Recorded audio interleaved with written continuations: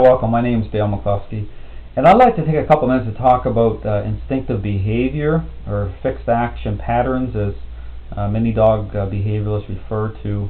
How a dog's mind, the path it takes with other animals, at certain times, certain interactions. And basically what I show here very clearly that a lot of dog owners and dog trainers are taking behavior, not applying it, not interpreting it through the context of what represents both the follower role and the lead role, through connection, through the pack relationship. Because what I show very clearly is, when a dog's mind, when a dog has been role changed, and their mind follows the boundaries of the follower role, then it does not separate at these levels where the dog is going after other cats and dogs and animals at the level where the owner is being objectified, not seen as meaningful. So what's happening here very clearly is a lot of trainers are excusing away bad behavior. The dog, not listening at times, or just taking off. You're walking the dog on a leash, and the dog's just, being a dog, as they would call it, and that's totally, it totally doesn't represent the real picture of how a dog's mind is influenced through this interconnected role. Because what I show is it's relational, and so it's just like parenting, for example. When a lot of parents will write off bad behavior, saying, well, the boys are just being boys, or that's just whatever, or they don't have any influence, and yet they still perceive somehow that they do. And because really the problem here is what dog owners are, really the question you have to ask is, how much are dog owners willing to settle based on their wants, based on how they're thinking, because too much is just based on just feeling good and looking good, but they're not testing it. They're not saying, well, just because a dog moves around for a motivating agent, like say for treats, for tasty treats, which is being promoted a lot by trainers, using treats to modify and shape behavior. But what I show is oftentimes it's just smoke and mirrors. It's not, a dog is not coming through the strength of the lead role. It's not creating role change. It's coming through weakness. And then what happens is the dog makes the connection from getting something good, like a treat, and connects the dot through an association, or to the owner, then through the clicker itself as connecting a dot, which is all conditioning is, connecting dots, how a dog's mind connects dots. And the relationship just stall out. I mean, it's just how it goes down, basically, if people fail to test this against the decision making of the dog. If they don't qualify the type of influence happening between the dog and the owner, just like the type of influence you would have with your child in the relationship, whether it's permissive psychology involved, or whether it's coming through the authoritative parenting style, which is the balanced approach, with the type of influence. And this is where even commands play a part, the breakdown of the verbal commands, because it's the same thing. Nature represents the whole. It's mind and body.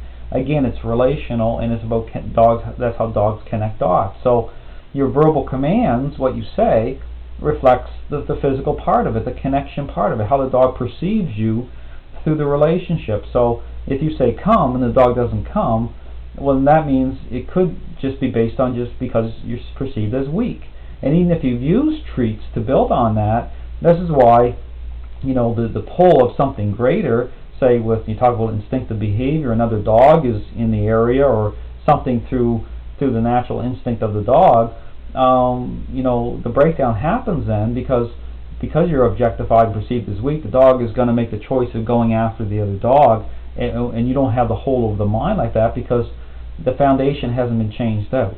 Okay, you haven't changed out the foundation stones, and create the cement, so to speak, so that you have the hold over the mind through the strength of the role. It has not been established, and therefore that's excused away by a lot of trainers, and say, well, that's just the dog being a dog and instinctive behavior. I clearly show it isn't.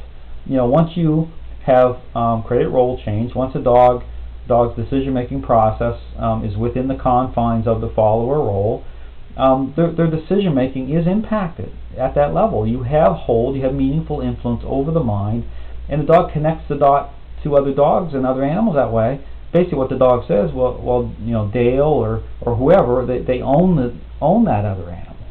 You know, if I give the dog permission, say with a hunting dog, to go after the bird, it's a conditional state. Okay, I'm giving the dog permission to do that, to express that, but see, it still is coming through the strength of the lead role. The dog's mind is still within the confines of the follower role, even though the dog is expressing that state of mind through influence and putting influence over the object or the other animal. I own it. Okay, that's the difference. So the dog's going to bring it back to me. I'll say out or whatever, and the dog's going to drop it, and that's built on that. When a dog, that's why if you throw a ball out, and if it's not coming through the strength of the role, the dog won't bring the ball back or go away and tear the ball to pieces. Or, this is the other thing, if I go over and now the script's changing, I threw the ball out, the dog feels me approaching in a more of a parental influence state of mind. The dog's going to take possession of the ball and not come to me. Okay, because the dog is challenging the fact that I'm trying to put influence over their ball. Okay, because see, it's about connecting dots. The dog is not connected the dot to me owning that. But it's relational. You know, everything is connected with dogs. So anyway, just something to think about when you talk about you know, instinctive behavior, fixed action patterns, prey drive, all these things that relate to the instinct of the dog, the natural drive of the dog. Understand that it is about pack influence. You know, dog's decision making is impacted at that level, that you own everything. Okay, and the dog relates that way. So you know, that's how the dog, you know, filters information, how they perceive the world. So it's not a fear-based thing. They aren't doing it because they're scared of the dog owner. That's absolutely ridiculous. It's just about the relationship and how it's built. So anyway, just something to think about next time you consider if your dog is pulling on the leash or going after another dog or a squirrel or whatever it is, and you don't have hold of the dog's mind, the dog's objectifying you, then role change has not happened at the level needed, and that more work's needed, more foundation stones need to be changed out. So anyway, thanks very much for watching. I hope you have a great day.